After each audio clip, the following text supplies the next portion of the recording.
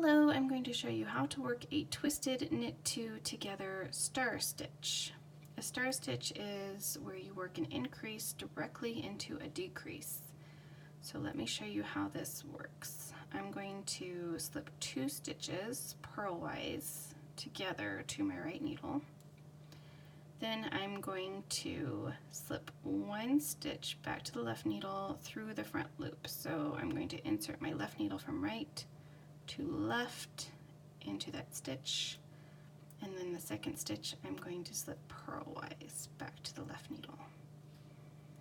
Then I'm going to insert my right needle knitwise into both of those stitches, knit, but leave those stitches on the left needle, yarn over, insert the needle into the 2 stitches again, and knit 1 more stitch, and then slide all those stitches off.